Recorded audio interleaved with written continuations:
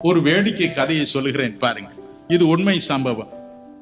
ஒரு தடவை நானும் என் மகனும் மனைவியும் அமெரிக்க நாட்டிற்கு போயிருந்தோம்.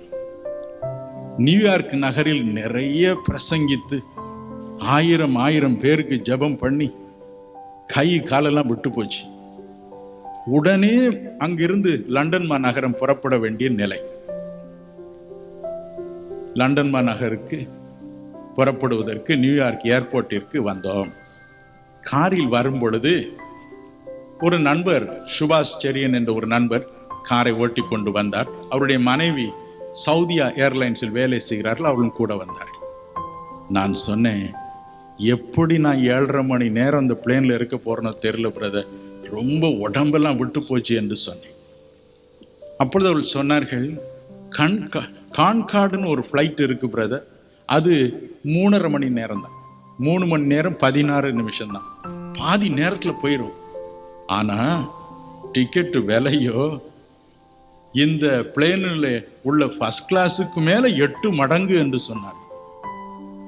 அப்படியே இருதயம் நிக்கிற மாதிரி இருந்து போச்சு, பிடிச்சிக்கிட்டு சமாளிச்சுக்கிட்டு ஏர்போர்ட்டுக்கு போனோம். என் மகன் சொன்ன, அப்பா நீங்க ரொம்ப டயர்டா இருக்கீங்க, நீங்களும் அம்மா இந்த சோஃபால உட்காருங்க, நான் போர்டிங் பாஸ்லாம் வாங்கிட்டு வரேன் என்று சொன்ன போனவன் கியூவில் நின்றுட்டு இருந்தான். திடீர்னு ஒரே ஓட்டமா ஓடி வந்தான்.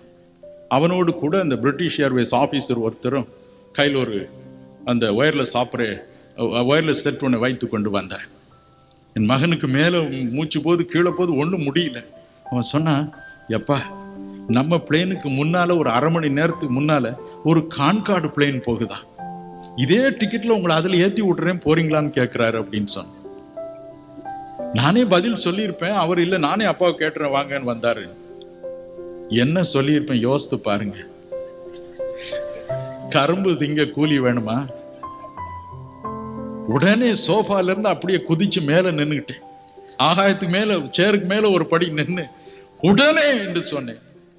அவ்வளவுதான். குடும்பமாக போனோம். எங்க பெட்டியெல்லாம் எங்க இருக்கு என்று கேட்டார். பெட்டியெல்லாம் எடுத்துட்டு அவரே பேக் பண்ண, அவரே போட்டார், கான்கார்டு டிக்கெட் கொடுத்தார். அவ்வளவுதான். அதுக்கப்புறம் அவர் எங்க போனாருன்னே தெரியல.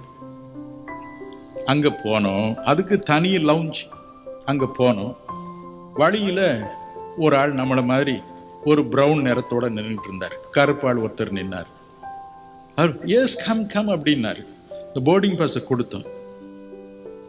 இந்த கருப்பனுங்க வந்து நிக்கிறானுங்க, உங்க போர்டிங் பாஸ் தானே இது? ஆமா சார், எங்கே தான். சரி போய் தொலைங்கன்னு உள்ள விட்டாருங்களே. உள்ள பார்த்தா உலகின் சிறந்த பணக்காரர்கள், டைமண்ட் நெக்லஸ் என்ன, எங்களுக்கு அந்த சேர்ல உட்காரவே கூசுது, கீழே உட்காந்துக்கலாமா அப்படின்னு இருக்கு. கான்கார்ட் பிளேன்ல ஏறணும்.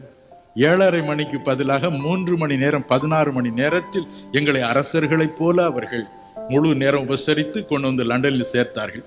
என் நண்பர்கள் ஒருவரும் அங்கு வரவில்லை. காரணம், கான்கார்ட்ல இவன் எங்க வர போறான், அவன் ஏதாவது ஜனதா வண்டியில வருவான் என்று அவளுடைய அபிப்பிராயம். வெளியில வருவதற்கு முன்பதாக இமிகிரேஷன் போகணும், கஸ்டம்ஸ் போகணும், இதற்கெல்லாம் போகணும். அங்கேயும் ஒரு வெள்ளைக்காரர் நின்று கொண்டிருந்தார். அதுக்கு தனி கஸ்டம்ஸ், தனி இமிகிரேஷன், எல்லாம் தனி. Concord passengers. அவர் என் மனைவியை பார்த்து அவருக்கு கொஞ்சம் சந்தேகமாகி போச்சு. இது என்னடா, அது என்ன துணி இப்படி சுத்தி கட்டிக்கிட்டு ஒரு அம்மா வந்திருக்கு, கான்கார்டு கேட்ல போகுதுன்னு கூப்பிட்டாங்க. Come here madam, that is Concorde gate அப்படின்னா. என் ஒய்ஃப் கொஞ்சம் தைரியம் வந்து, I have travelled by Concorde only.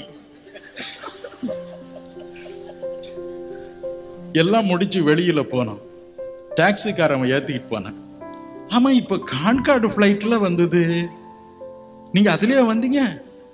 ஆமா, அதுல தான் வந்தோம். என் மகன் சொன்னான்.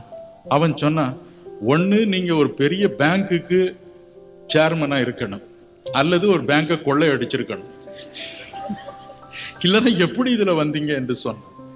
என் மகன் சொன்னா, ஆமா பேங்க் எல்லாம் எங்க பேங்க் தான் அப்படின்னு சொன்ன. ஓ அப்படி சொல்லுங்க, அதனால கடவுள் பேங்க் நம்ம பேங்க் தானே, வானமும் பூமியும் அதன் நிறைவும் கர்த்தருடையது, ஹல்லேலூயா. அவர் அற்புதமானவர்.